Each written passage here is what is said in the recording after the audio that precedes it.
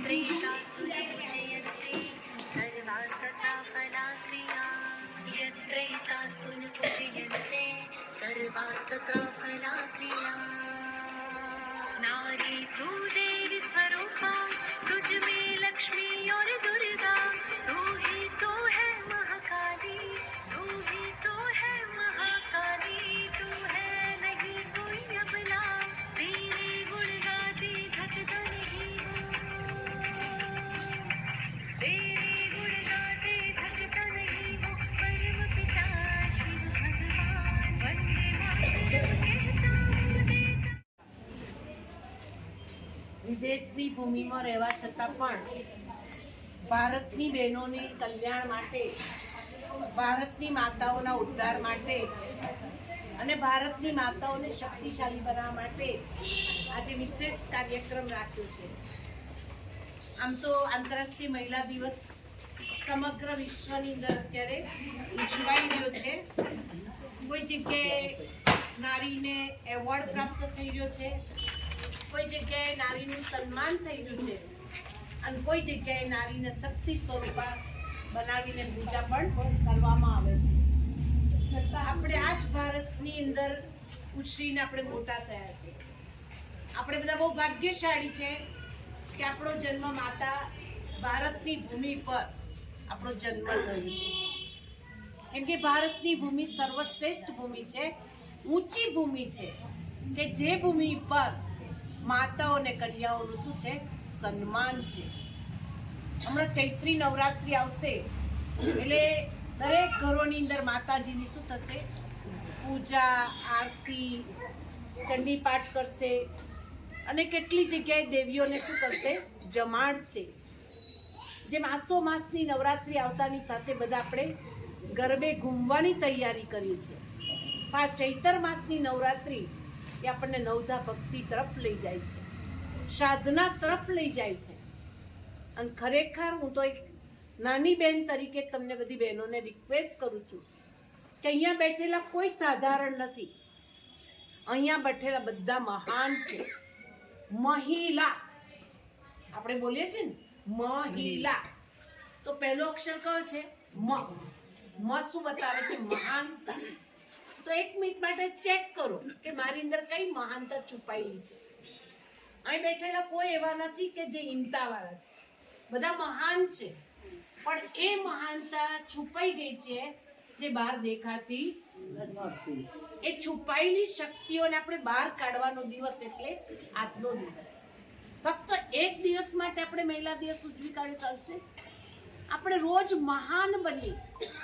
આપણા ઘરની અંદર સવારે ઉઠતાની સાથે પહેલું એ કાર્યક્રમ કરીએ કે મારા ઘરની અંદર એટલી પોઝિટિવ ઉર્જા આવે કે મારા ઘરના દરેક સભ્ય નિરોગી બને, દરેક સભ્ય નિર્વિઘ્ન બને, દરેક સભ્ય શક્તિશાળી બને અને દરેક સભ્યની અંદર ભગવાન સુખ શાંતિ ને સમૃદ્ધિ આપે. સવારે ઉઠતાની સાથે પહેલી પ્રાર્થના કોના માટે કરવાની છે? કોના માટે કરવાની છે? આપણા પરિવાર માટે. કે પરિવાર એક એવી વસ્તુ છે જેમ 7 વાર છે, 7 વાર પણ મોટો વાર હોય ને તો કોણ છે? પરિવાર છે. અને એ પરિવારની અંદર આપ સૌ ગ્રેટ પાર્ટ છે. ઊંચામાં ઊંચો રોલ હોય ને કોનો છે? કોનો છે? બોલો કે બોલો. તમારો છે, બીજા કોઈનો છે? તમારા ઘરનો શ્રેષ્ઠ પાર્ટ કોનો છે?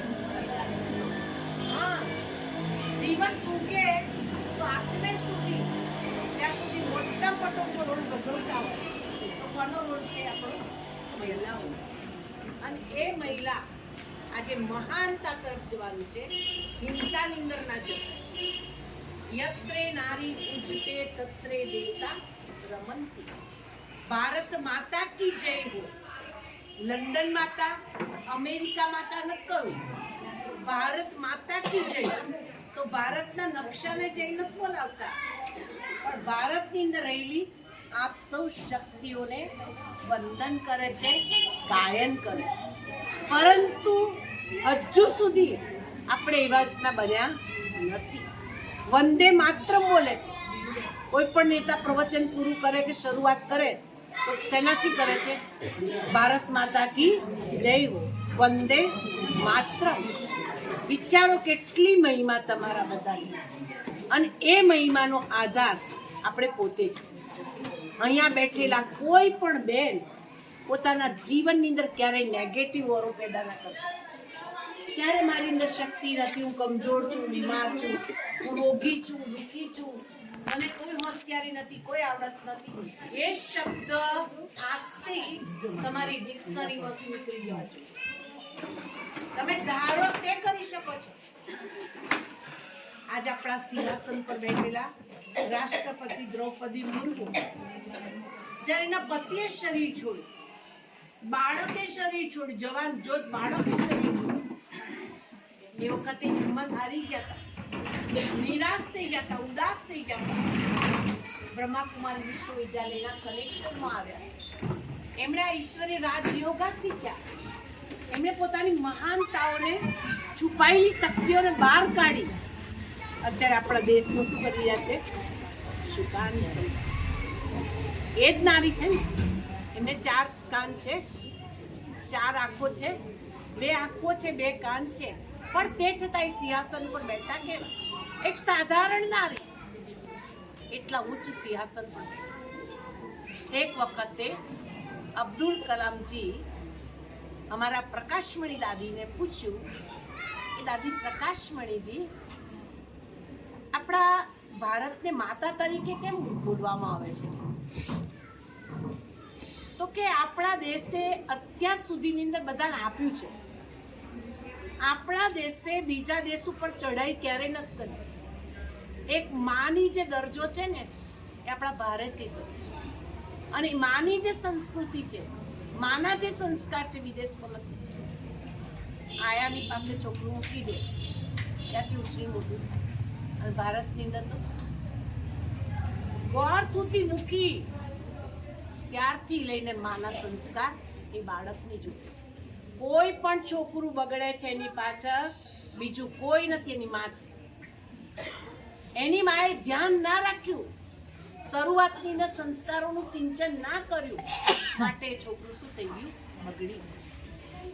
પછી તમે ગમે તેનો ભાઈબંધાઓ છે, એ અડધી રાત સુધી આમ કરે તેમ કરે, પણ બાલ્યકાળથી જો તમે વારસો આપ્યો હોત ને, પ્રોપર્ટી મહત્વની નથી, પૈસો મહત્વનો નથી, પણ સંસ્કાર એ મોટી પ્રોપર્ટી છે. અને આપણી જે પૂંજી છે ને, આપણા બાળકો છે, આપણું સંતાન છે. અને એ સંતાન શ્રેષ્ઠ બને એના માટે અહીંયા બેઠેલી બધી મારી બહેનો, હું તમને 2-3 વાત શીખવાડીશ. એ તમારી બુદ્ધિમાં ઉતરે તો તમે ઉતારજો, કે જેથી તમારો પરિવાર સુખ શાંતિ અને સમૃદ્ધિનો શું કરશે? અનુભવ કરશે. પહેલી વાત કે હંમેશા તમને ફોલો કરનાર જ છે બધા. એટલું ધ્યાન રાખજો, જો કર્મો મેં કरूंगा મુझे દે और કરવું. એટલે આપણે ધ્યાન રાખવાનું કે હું સૃષ્ટિ પર એક હીરો પાટદારી છું. મારી એક્શન, મારો ડાયલોગ, મારો મેકઅપ, મારા કપડાં, બધાનું ધ્યાન રાખનાર મારો આખો પરિવાર છે. હું જેટલી સિમ્પલ લિવિંગમાં રહીશ એટલા મારા વિચારો કેવા રહેશે? ઊંચા રહેશે. અહીંયા બેઠેલા બધી જ મારી બહેનો, જો તમે આટલું જ ખાલી શીખી જશો, સાદું જીવન, ઉચ્ચ વિચાર, તમારા બાળકો તમને ફોલો કરશે કે મારી મમ્મી સિમ્પલ છે, મારે પણ શું કરવાનું છે? સિમ્પલ. બસેરા था वो भी भारत हमारा था, हर एक बाला राजा थी, हर एक बालक આપણા ભારતની અંદર બધા દેવી દેવતાઓ હતા. 33 કરોડ દેવતાઓનું ગાયન બીજા કોઈનું નથી, આપણા ભારતનું. અને આપ સૌ નારીઓ છો, આપ સૌ શક્તિઓ છો. એટલે મહિલા શબ્દનો પહેલો શબ્દ છે મ, એટલે મહાનતા ક્યારે દેવાની. બીજો છે હીનતા. ક્યારે ચાહે ભલે આપણી જ્ઞાતિઓ આપણે નીચાઈએ ને, સબરી આવ વીર જ્ઞાતિ તો એના હેઠા બોલ કોણે ખાધા? પેલી પૂજાનું વેલકમ, સુસ્વાગતમ. અંદર જાઓ તો તમને એટલા પ્રેમથી આવકારે પણ નહીં. અને ઘણાથી નાનકડી ઝૂંપડી હોય, કશું જ ના હોય, બાર બોડે નહીં મારું સુસ્વાગતમનું. આવો આવો, અમારું આગળ શું કર્યું? એ ભાવ અને ભાવના ક્યારે હશે? આપણે હિંમતાથી દૂર થઈશું. અને છેલ્લું છે લાજવાબ. લાજવાબ એટલે કોઈ જગ્યાએ તમે પાછા ના કરો. સાસુ ઝઘડામાં નહીં, હો.